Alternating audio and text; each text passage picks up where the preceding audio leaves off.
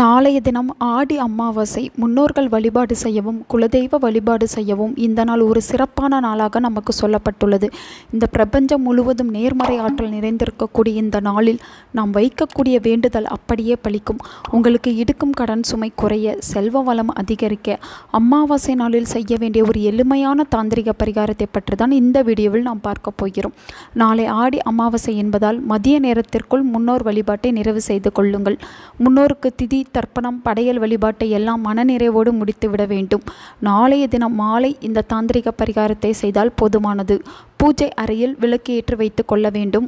உங்கள் முன்பாக ஒரு தாம்பல தட்டிலோ அல்லது ஒரு ஜாடியிலோ கல்லுப்பு எடுத்து கொள்ள வேண்டும். மனநிறைவோடு குலதெய்வத்தை பிரார்த்தனை செய்து கொண்டு 2 உள்ளங்கைகளிலும் கல்லுப்பை அள்ளி எடுத்து கொள்ள வேண்டும். கல்லுப்பை இறுக்கமாக 2 கைகளிலும் வைத்து மூடிக்கொள்ளுங்கள். கண்களை மூடி 2 உள்ளங்கைகளையும் 2 தொடைக்கு மேல் வைத்து கொண்டு உங்களுடைய கடன் சுமையெல்லாம் தண்ணீரில் கரைக்கும் உப்பு போல கரைந்து போக வேண்டும் என்ற மகாலட்சுமி தாயாரிடம் மனதார பிரார்த்தனை செய்து கொள்ள வேண்டும். உங்கள் பக்கத்திலேயே ஒரு பாத்திரத்தில் சுத்தமான தண்ணீரை வைத்து கொள்ளுங்கள். அந்த தண்ணீரில் கையில் இருக்கும் கல்லுப்பை கரைக்க வேண்டும். இந்த கல்லுப்பு கரைவது போல என்னுடைய கடனும் கரைய வேண்டும் இறைவா என்று முழுமையான பிரார்த்தனை வைத்துவிட்டு வழிபாட்டை நிறைவு செய்து கொள்ளுங்கள்.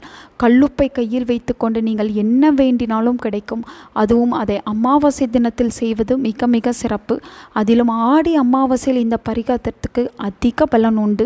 நாளைய தினம் 24/7/2025 வியாழக்கிழமை மாலை 6 மணிக்கு மேல் இந்த பரிகாரத்தை செய்யலாம். ஆனால் இரவு 9 மணிக்கு முன்பாக இந்த பரிகாரத்தை செய்து முடித்து விடுங்கள். பரிகாரம் இவ்வளவுதான்.